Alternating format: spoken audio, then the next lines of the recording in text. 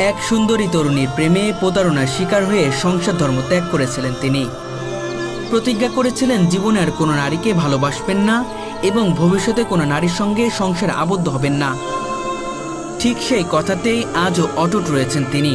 মাথায় টুপি, শরীরে পাঞ্জাবি, একেবারে সাদামাটা জীবন তার। নাম তার গোলজার হোসেন, বয়স এখন প্রায় ৮০ বছর। জীবনের এতগুলো বছর তিনি একাই কাটিয়ে দিয়েছেন। না আছে সংসার, না আছে নারী, না আছে পারিবারিক বন্ধন, শুধু আছেন তিনি আর তার খোদা। সে আমার ভালোবাসতো বলে আমি চিন্তা করলাম যে একটু পরীক্ষা করি, যার ফলে এক বন্ধু ওর চিঠি লাগলো। সে চিঠি লিখলে উত্তর, তার উত্তর যখন দিয়ে দিল তখন বুঝলাম যে ও আমার ভালোবাসার থেকে বাইরে। আর একজন চিঠির উত্তর যদি দেবে সে তো আমার ভালোবাসতে পারে না। যে বয়সে মানুষ প্রেমে পড়ে, ভবিষ্যতের স্বপ্ন দেখে, ঠিক সেই বয়সেই তিনি হারিয়ে ফেলেছেন জীবনের সমস্ত স্বপ্ন। ভালোবেসেছিলেন এক সুন্দরী তরুণীকে প্রাণের চেয়েও বেশি, কিন্তু সেই ভালোবাসার মানুষটি একদিন তাকে ছেড়ে চলে যায় তার এক ঘনিষ্ঠ বন্ধুর সঙ্গে। সেই দিনই যেন ভেঙে যায় তার ভেতরের মানুষটা। জীবনের প্রতি, ভালোবাসার প্রতি, নারীর প্রতি সমস্ত বিশ্বাস হারিয়ে ফেলেন তিনি। তারপর নিজের কাছে এক প্রতিজ্ঞা নেন, জীবনের কোনো নারীর দিকে তাকাবেন না, সংসার নামক বন্ধনে আর কখনো আবদ্ধ হবেন না। এখন নারী জাতকে আমি তো আর বিশ্বাস করি না।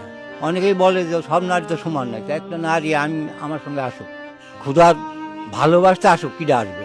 সে আমার কাছে কোনো কিছু চাবে না, শুধু ইবাদত চাবে, আর কিছু চাবে না। সে যৌন শক্তির ভিতরে যেতে পারবে না, সন্তানের ভিতরে যেতে পারবে না। প্রেম তো সন্তানের তো প্রেম হয় না, প্রেম তো পবিত্র। নারী ও সংসার ত্যাগ করে তখন থেকেই তিনি শুরু করেন খোদার পথে যাত্রা।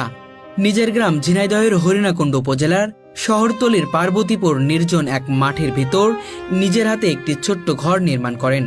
সেই ঘরের পাশেই গড়ে তোলেন বিশাল এক মসজিদ, যেখানে একসাথে শতাধিক মানুষ নামাজ আদায় করতে পারে। খোদার সন্তুষ্টির জন্যই এই মসজিদ নির্মাণ করেন তিনি। তবে আশ্চর্যের বিষয়, এত বড় মসজিদ থাকা সত্ত্বেও অধিকাংশ সময় তিনি একাই নামাজ পড়েন, নিজেই আজান দেন, নিজেই ইমামতি করেন, নিজেই একাকী নামাজ শেষ করেন।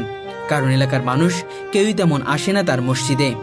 কেউ ভাবে সংসার না করার কারণে তিনি অন্যরকম মানুষ, কেউ আবার পাগলও বলে ডাকেন। সে আমাদের এলাকার দাদু হয় আমাদের, সে ভালো মানুষ, তার কোনো কুকাম করা আমাদের জীবনে দেখিনি।